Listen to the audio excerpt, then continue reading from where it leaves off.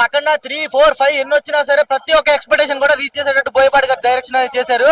And ఇంకొక విషయం ఏంటంటే, ఎవరైతే గుర్తుపెట్టుకోండి, సనాతన ధర్మాన్ని కించపరిచి మాట్లాడే ప్రతి ఒక్కరిని తీసుకొచ్చి షో చేయండి. ఇక్కడ ఇంటర్వెల్ తర్వాత అందరూ ఉచ్చ పోసుకోవడానికి వెళ్తారు. ఆ హిందూ సనాతన ధర్మాన్ని కిందకి వచ్చి ప్రతి ఒక్కరు ఉచ్చ పోసుకుని వెళ్తారు. ఒక్కొక్కడు ఇప్పుడు తీసుకొచ్చి కూర్చోబెట్టండి థియేటర్ లో. సనాతన ధర్మం గురించి కిందపరిచి మాట్లాడుతున్నారు. శివుడు కైలాసం నుంచి ఐమాక్స్ వచ్చాడు. ఈ రోజు థియేటర్ లో కూర్చొని చూడాలి అందరూ. చెప్పండి భయ్యా. భయ్యా, బాలయ్య బాబు గారు చేసిన 2 క్యారెక్టర్స్ వేరే లెవెల్.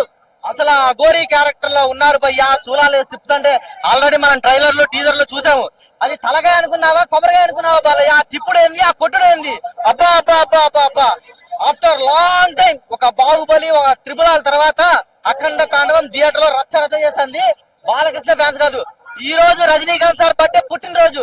ఒక రజనీకాంత్ సార్ అభిమానిగా, ఒక జనసేన ఫాలోవర్ గా, ఒక బ్యాచిలర్ పార్టీ మూవీ హీరోగా నేను చెప్తున్నా, థియేటర్ లో బద్దలైపోతున్నాయి. లోపల సౌండ్ బాక్స్ పగిలిపోతున్నాయి. ప్రతి ఆడియన్స్ పండుగ చేసుకుంటున్నారు లోపల. పండుగ తమన్ మ్యూజిక్ మొన్న ఓజీతో చూసామమ్మా, కొణిదల తమన్ గారిని.